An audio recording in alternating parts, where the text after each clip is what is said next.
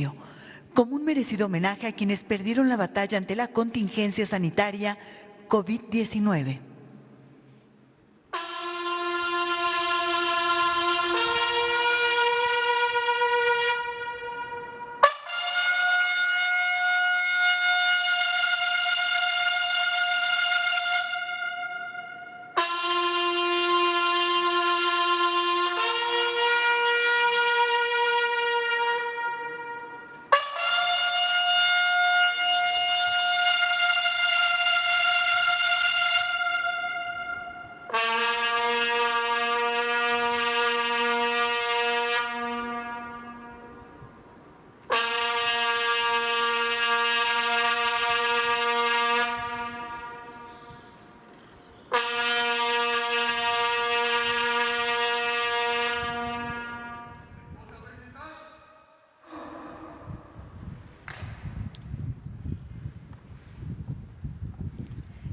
El presidente de México se dirige a la escolta de bandera para saludar a nuestro lábaro patrio.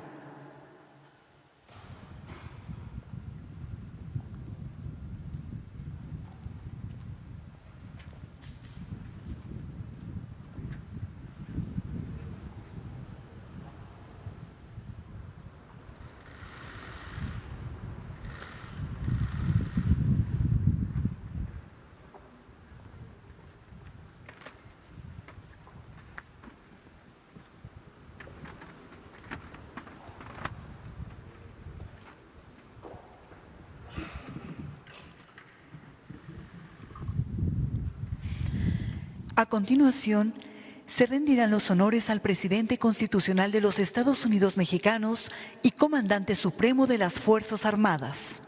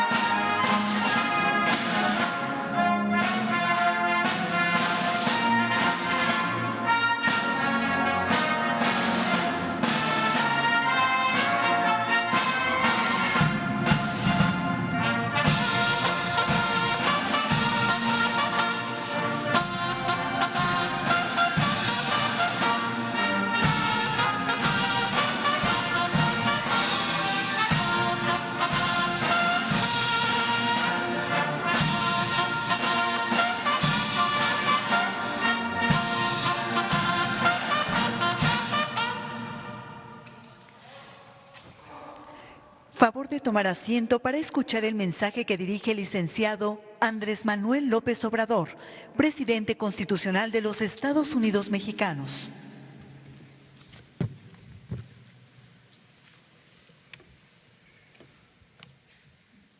Amigas, amigos todos, hoy cuando cumplimos 2 años de gobierno, puedo sostener con hechos y en honor a la verdad que hemos avanzado en nuestro objetivo de transformar a México. Desde antes de asumir el mandato popular de presidente de la República, fuimos elaborando un plan de desarrollo que surgió de muchos años de brega, recorriendo a ras de tierra el territorio nacional, valorando las potencialidades y los vastos recursos naturales, reflexionando sobre los obstáculos para el desarrollo y el bienestar de la población, aquilatando la grandeza cultural de México y recogiendo los sentimientos de la gente en todos los pueblos y regiones del país. Así fue como llegamos a la conclusión de que eran mayores las posibilidades de cambio que las de estancamiento o decadencia, y que hacer realidad la transformación dependía, en primer lugar, en enfrentar el grave problema de la corrupción y de contraponerle la virtud de la honestidad, que es la mayor riqueza de nuestro pueblo. Con esta convicción, desde que tomé posesión del cargo, empezó a llevarse a cabo una política diferente. El primer día, mi esposa y yo nos trasladamos en un automóvil normal a la sede del Poder Legislativo para rendir protesta, sin el aparato del Estado Mayor Presidencial ni la acostumbrada parafernalia de poder. Posteriormente, aquí en Palacio Nacional, atendí a los jefes de Estado e invitados especiales, y en el Zócalo capitalino me dirigí al pueblo para prometerle no mentir, no robar, no traicionar y dar cumplimiento a 100 compromisos básicos. Sabíamos qué cambios debían hacerse y comenzamos la obra de transformación. Se ajustó el marco legal con reformas constitucionales de gran importancia.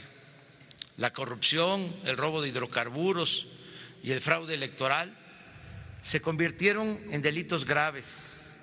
Se creó la Guardia Nacional, se canceló la condonación de impuestos, se garantizó la posibilidad de realizar consultas populares, se aprobó el procedimiento de la revocación del mandato, se eliminó el fuero al presidente para que pueda ser juzgado por cualquier delito como cualquier otro mexicano, entre otras modificaciones al marco legal.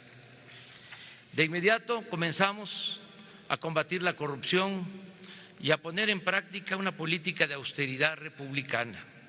Hemos ahorrado en 2 años 1.300.000 millones de pesos en compras y contratos, reduciendo al mínimo el robo de combustible, el llamado huachicol, disminuyendo drásticamente la defraudación fiscal y otras malas prácticas dañinas que proliferaban en la hacienda pública en el antiguo régimen. La austeridad y la cancelación de fideicomisos y fondos que se manejaban de manera discrecional, deshonesta y en beneficio de minorías también nos ha permitido liberar más presupuesto en beneficio del pueblo.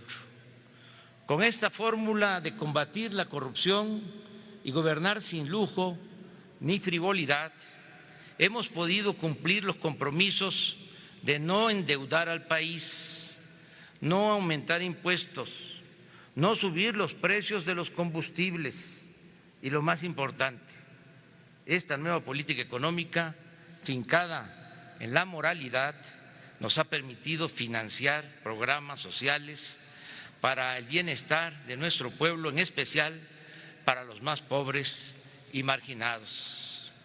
Ya es realidad la pensión universal para los adultos mayores, el apoyo a niñas y niños con discapacidad, la entrega de becas a estudiantes de familias pobres y la atención médica y los medicamentos gratuitos, programas que, por cierto, ya se elevaron a rango constitucional y están establecidos como derechos de observación obligatoria para quien esté en el gobierno. Además de estas acciones, desde el principio emprendimos el apoyo al campo. Se ayudó de manera directa con recursos económicos a productores y pescadores. Se restablecieron los precios de garantía. Se están sembrando árboles frutales y maderables en 1 millón de hectáreas. Se entregan fertilizantes a todos los productores de Guerrero. Más de 1.500.000 jóvenes han trabajado como aprendices con una percepción de un salario mínimo. No hemos dejado de pagar a médicos, enfermeras, soldados, marinos y otros servidores públicos. En 2 años ha aumentado el salario mínimo en 30% en términos reales, como no sucedió en los últimos 36 años del periodo neoliberal ni en épocas anteriores. Se canceló la mal llamada reforma educativa. 51,000 comités escolares formados por maestros, alumnos, madres y padres de familia ya reciben de manera directa el presupuesto para el mantenimiento de las escuelas. No han faltado los libros de texto para el nivel básico y educación media superior y se trabaja en mejorar sus contenidos. Están terminadas o en proceso 140 universidades públicas. Hemos aumentado en 7,200 las becas de posgrado e investigadores para llegar a un total de 123,000 y recientemente se amplió al doble el número de médicos que recibirán una beca para cursar una especialidad en el país o en el extranjero. 46,783 comunidades ya cuentan con conexión a Internet. El año próximo serán 122,000 y en 2022 la red cubrirá todo el territorio nacional. Sigue en expansión el Banco del Bienestar, para el cual se han construido hasta ahora 362 sucursales. Hay 400 más en proceso y en los próximos 2 años tendrá cobertura hasta en las regiones más apartadas del país, con 2,700 nuevas sucursales. En materia de promoción cultural, hemos publicado 46 títulos de grandes autores con 1,840,000 ejemplares gratuitos o a precios módicos. Están en construcción los parques culturales y ecológicos del Bosque de Chapultepec y del Lago de Texcoco. En estos 2 años tomamos decisiones trascendentes. Por mandato popular cancelamos el proyecto del aeropuerto de Texcoco y estamos construyendo el aeropuerto civil y militar General Felipe Ángeles, que nos permitirá ahorrar 220,000 millones de pesos y que será inaugurado el 21 de marzo del 2022. Se inició la obra del Tren Maya, así como el corredor industrial y portuario del Istmo de Tehuantepec.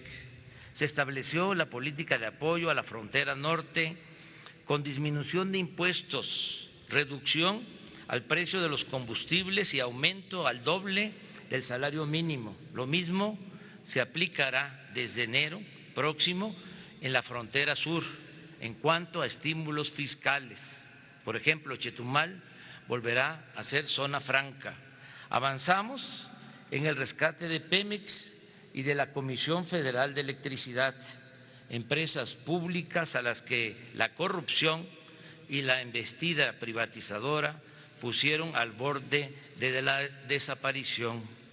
En 2023 dejaremos de importar gasolinas porque lograremos la autosuficiencia con la entrada en operación de la nueva refinería de Dos Bocas y la modernización de las 6 refinerías existentes.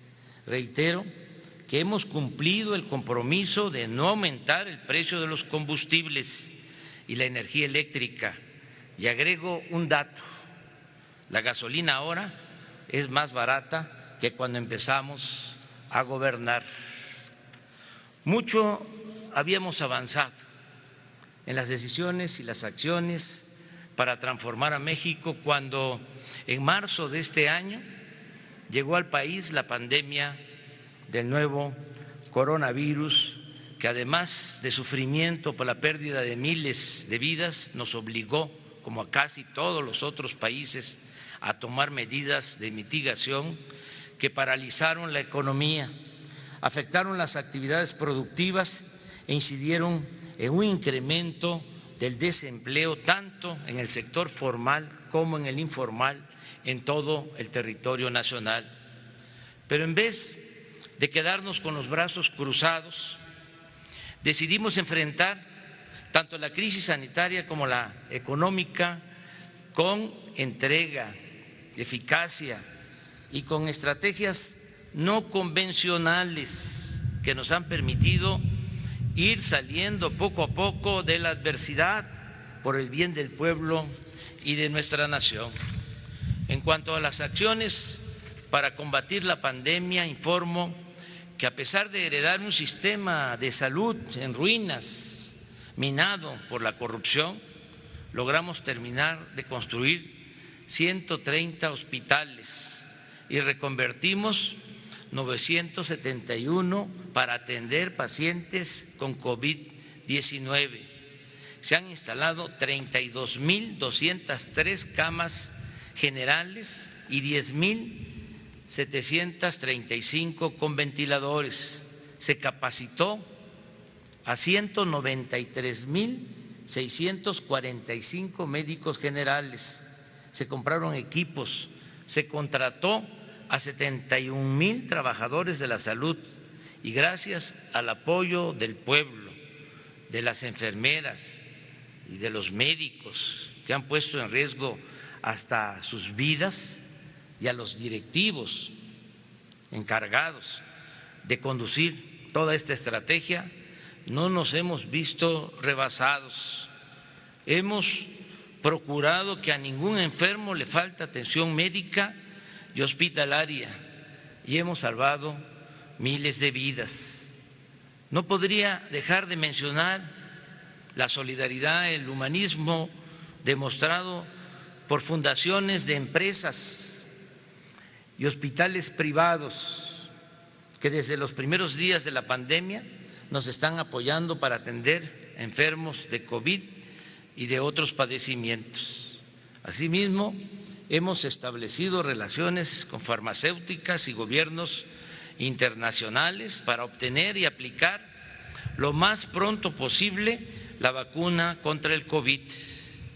No obstante, por desgracia, esta terrible enfermedad ha causado la muerte de más de 100,000 personas, a quienes recordaremos siempre con afecto y cariño, y nunca dejaremos de expresar nuestras condolencias y solidaridad para con sus familiares y los amigos. Enfrentar la crisis económica ha sido menos doloroso y complejo que luchar contra los contagios. Nos ha resultado muy útil desechar las recetas económicas aplicadas durante el periodo neoliberal, empezando por la estrategia de endeudar al pueblo para rescatar a los de arriba, como se hizo cuando el FOA-PROA. Ahora es diferente. Gracias a las medidas de austeridad y al combate a la corrupción, no tuvimos que recurrir a nuevos préstamos y todos los recursos liberados se destinan de manera directa, sin intermediarios, a la base de la pirámide social, para que de allí suban a los estratos superiores. Es decir, se le da preferencia a los pobres y a los integrantes de las clases medias. Por eso se adelantaron los pagos en pensiones a adultos mayores y a personas con discapacidad. Se mantuvo la entrega de becas educativas y el apoyo a agricultores y pescadores. Se amplió el programa de créditos a pequeñas empresas del sector formal e informal de la economía. En 8 meses se otorgaron 2.750.000 créditos para actividades productivas y vivienda. En fin, se fortaleció el ingreso de las mayorías y con ello no solo se facilitó la subsistencia de los más afectados, sino que se evitó una caída del consumo de alimentos y de otros bienes de primera necesidad, lo que habría tenido efectos desastrosos adicionales para el resto de la economía. Esta estrategia coincidió con el aumento del 10% de las remesas enviadas de Estados Unidos por nuestros paisanos migrantes a sus familiares.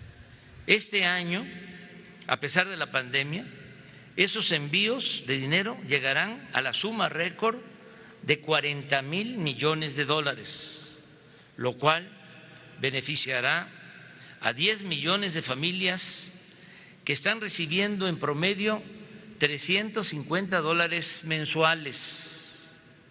Esta muestra de fraternidad, de heroísmo por parte de nuestros connacionales en el extranjero puede calificarse como una especie de milagro social que fortalece nuestra creencia en la extraordinaria fraternidad del pueblo de México. Allá o acá, siempre nuestro pueblo solidario. Prueba de que no ha disminuido el consumo es que de enero a noviembre de este año las tiendas de autoservicio vendieron 8% más que el año pasado. Expongo también que se está cumpliendo el pronóstico que hicimos en el sentido de que la crisis tendría un comportamiento en forma de V, caeríamos hasta el fondo, como ocurrió en abril, pero saldríamos del hoyo, como de hecho ha venido sucediendo. La economía empieza a crecer y del 1.117.584 empleos formales perdidos ya se han recuperado 555.600. Pienso que en marzo lograremos alcanzar de nuevo los 20.613.536 puestos de trabajo que tenía registrados el Instituto Mexicano del Seguro Social antes de la pandemia. Otros datos favorables.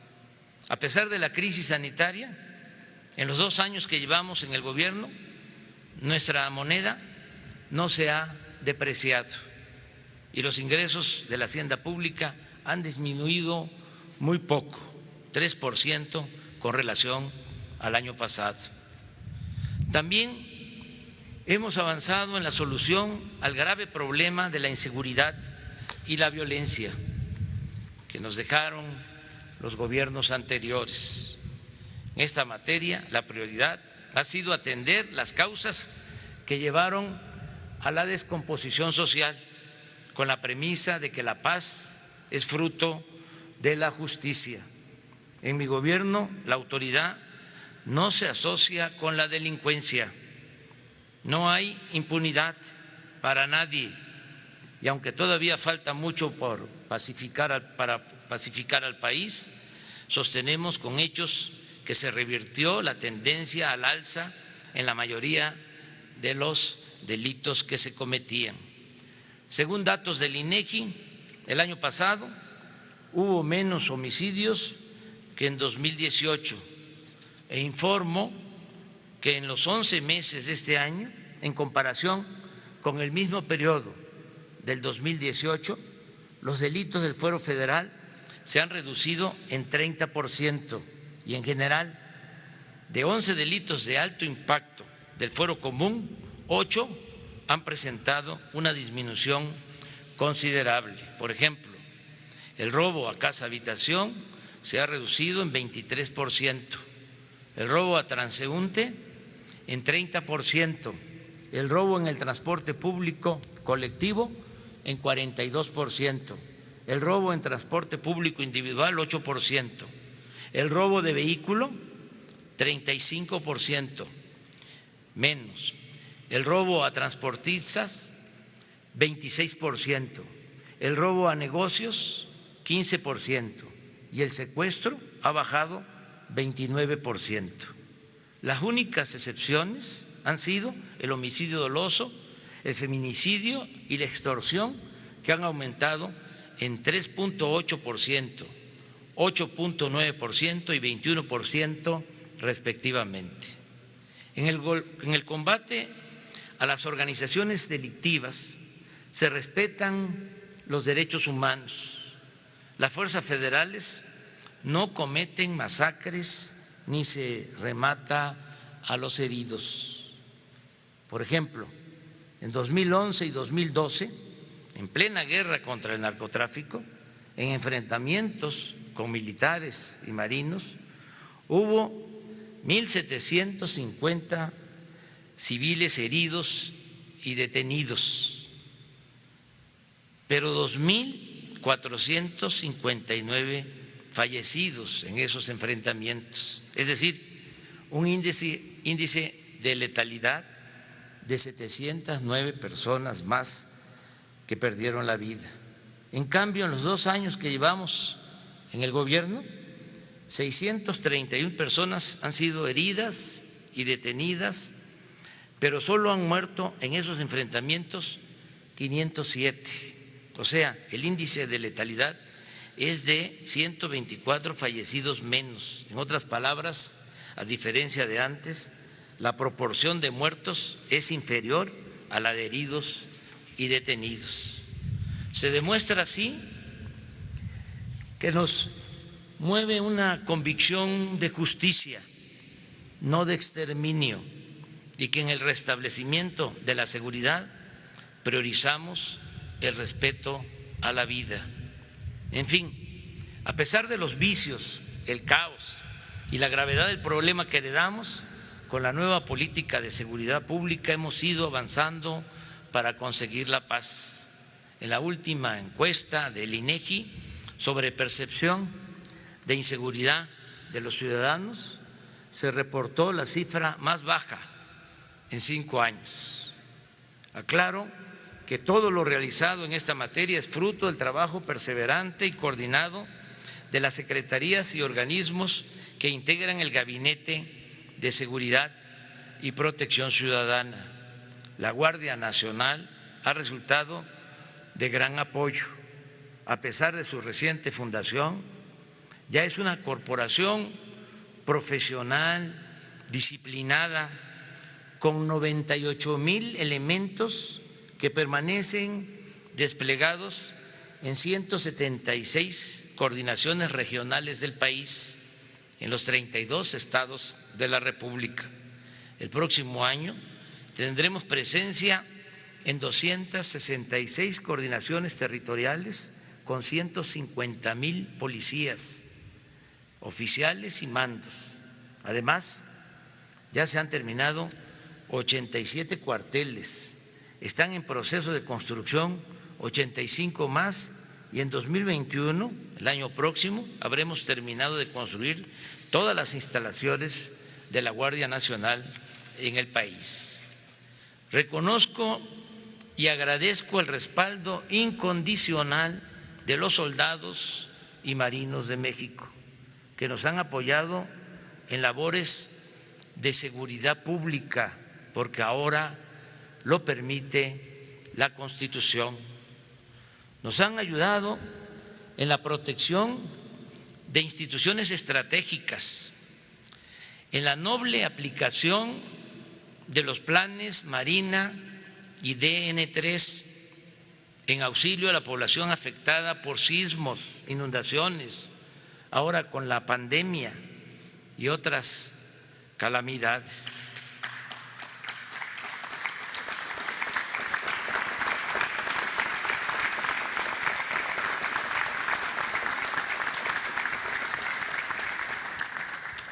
En nuestro gobierno, los institutos armados están entregados, además, a la ejecución de obras en beneficio de nuestro pueblo. Dragan ríos, limpian playas, construyen canales, aeropuertos, sucursales del Banco de Bienestar, administran puertos, vigilan aduanas y cultivan en viveros millones de árboles para sembrar parcelas comunales, ejidales y pequeñas propiedades. En fin, las Fuerzas Armadas están inaugurando una etapa nueva en su función de servicio a México. Mi reconocimiento en particular al secretario de Marina, almirante José Rafael Ojeda Durán, y al secretario de la Defensa Nacional, general Luis Crescencio Sandoval González.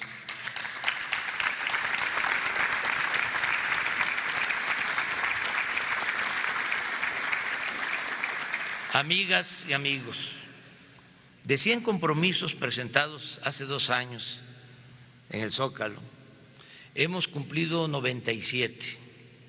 Solo están pendientes o en proceso 3: descentralizar el gobierno federal, impulsar el desarrollo de fuentes de energía renovables mediante la rehabilitación de las hidroeléctricas y conocer la verdad acerca de la desaparición de los jóvenes de Ayotzinapa. En eso estamos. Pero también hemos hecho muchas otras cosas que no están incluidas en ese listado de compromisos.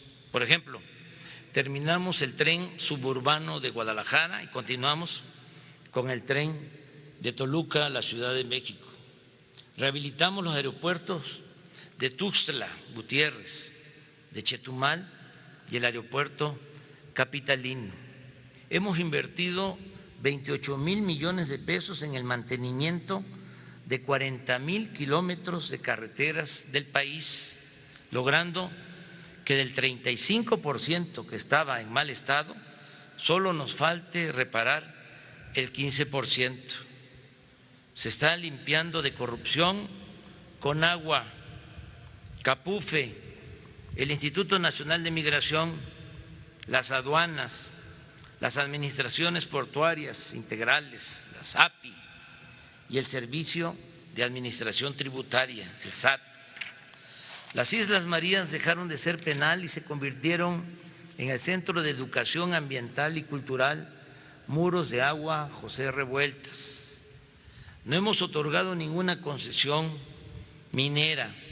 Se implementó el Programa Nacional de Búsqueda y Localización de Personas Desaparecidas por la Violencia. Se reinstaló a todos los maestros despedidos por la imposición de la llamada reforma educativa y se están reparando daños cometidos a personas o familiares afectados por la corrupción neoliberal o por la violencia de Estado, como los casos de la guardería ABC en Hermosillo, Sonora, o Pasta de Conchos en Coahuila. Se mantiene el programa de protección a periodistas. Se creó el Instituto para devolver al pueblo lo robado. Se rifó el avión presidencial y se entregaron 100 premios de 20 millones a particulares, escuelas y hospitales. Se ayuda a los damnificados por inundaciones.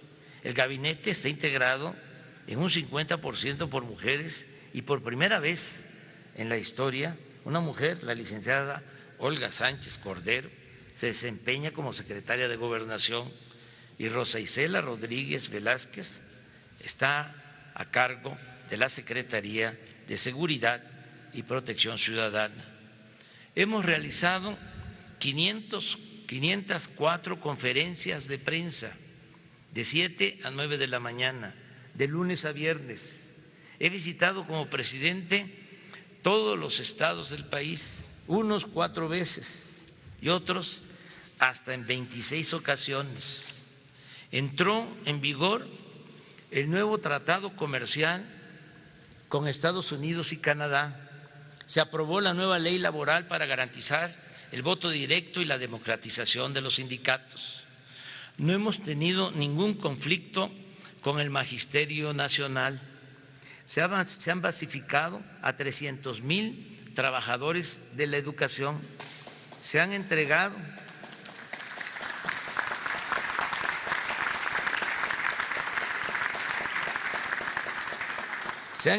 puntualmente las participaciones federales y los recursos del presupuesto que por ley corresponden a estados y municipios.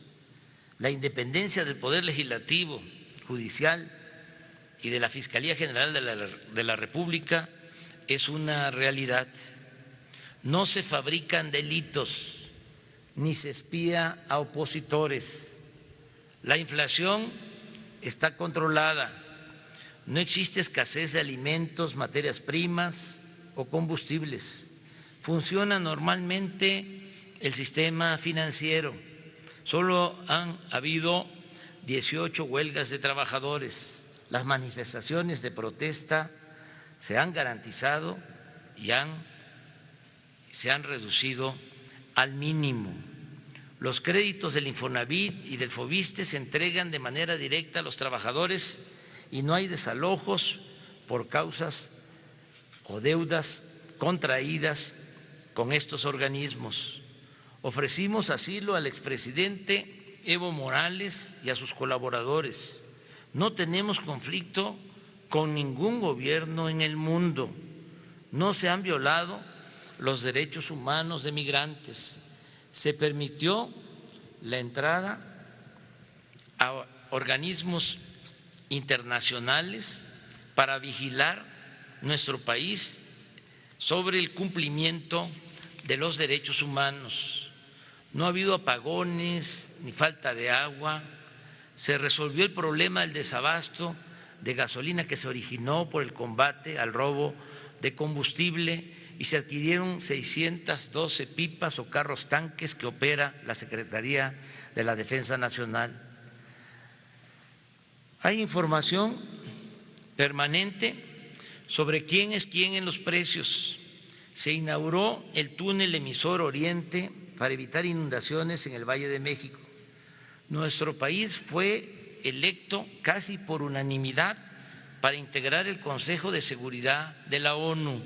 De igual manera, se aprobó la resolución que presentamos en esa organización para garantizar la equidad en el comercio de medicinas y vacunas.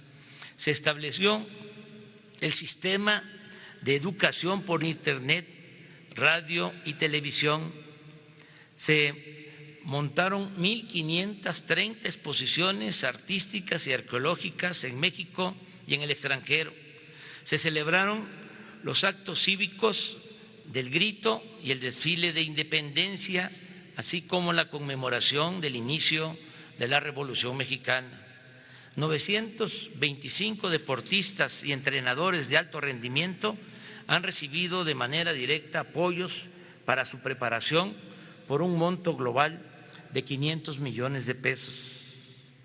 También se está preparando la conmemoración para el año próximo, 2021, de los 700 años de la fundación de Tenochtitlán, los 500 de la invasión extranjera y la toma militar de la actual Ciudad de México y los 200 años de la independencia nacional.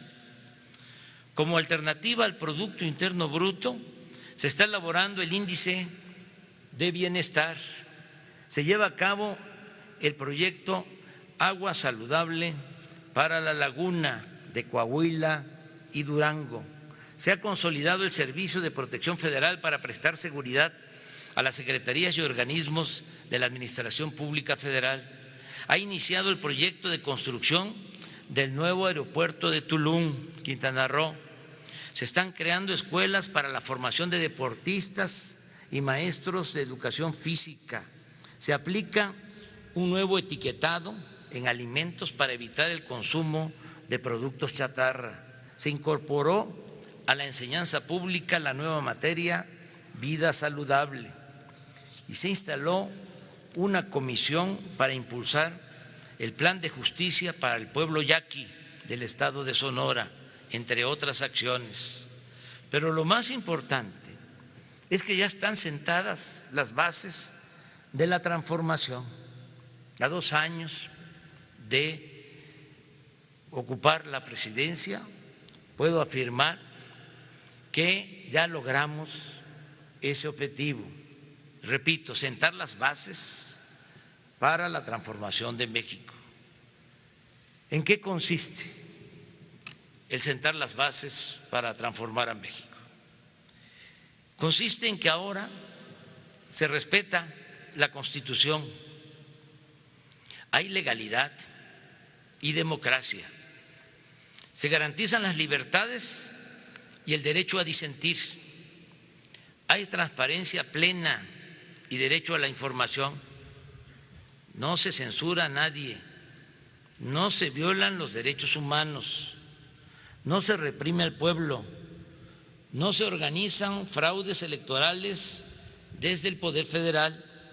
El gobierno ya no representa a una minoría, sino a todos los mexicanos, de todas las clases, culturas y creencias.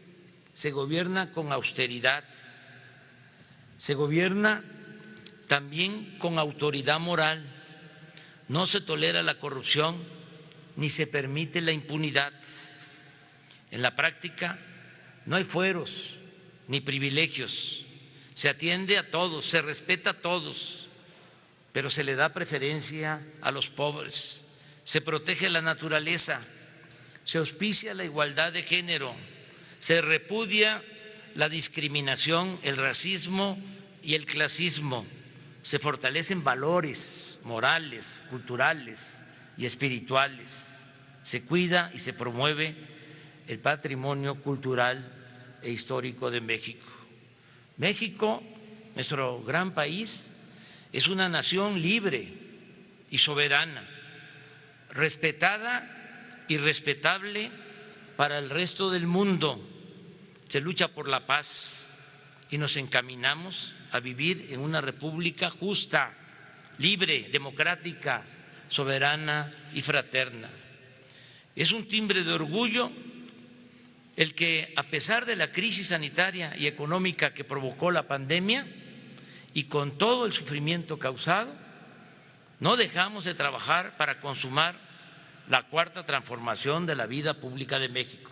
Y es evidente que si avanzamos y resistimos es porque nos decidimos a enfrentar, en primer término, la peste de la corrupción que tanto daño ha causado a México y a su pueblo.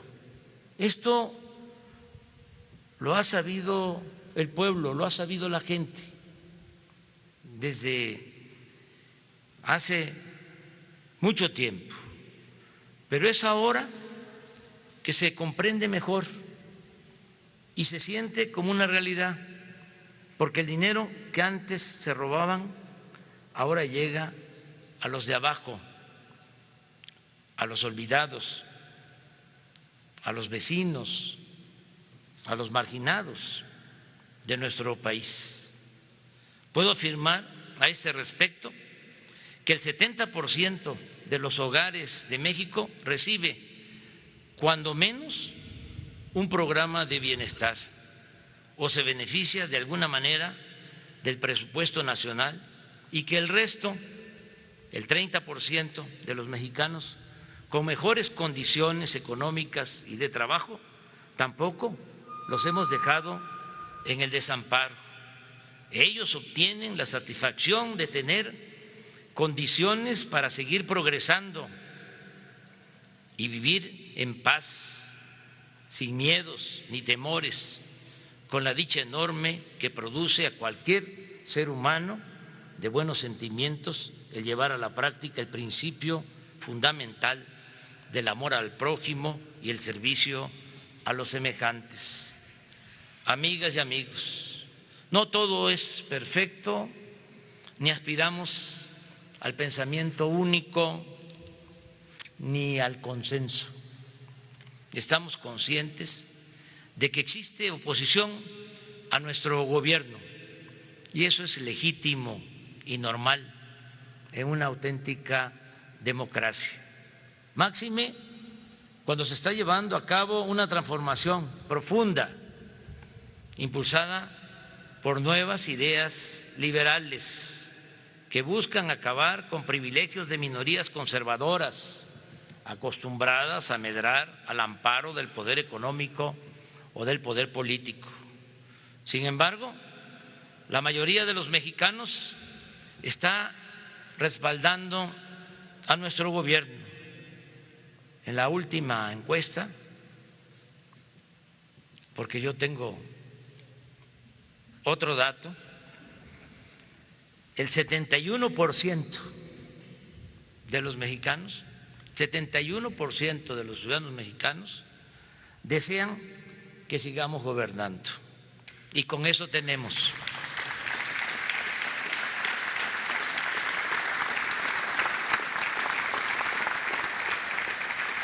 Eso es lo fundamental, el apoyo de la mayoría del pueblo. Como decía el presidente Juárez, con el pueblo todo, sin el pueblo nada. Amigas y amigos, gracias por su confianza. A los que están aquí presentes, muchas gracias de todo corazón. A los que nos están viendo, escuchando por radio, por televisión, por las redes, muchas gracias. Amor con amor se paga. No les he fallado y no les fallaré. Sigamos todos promoviendo el bien, enalteciendo a nuestra patria y haciendo historia. ¡Viva México!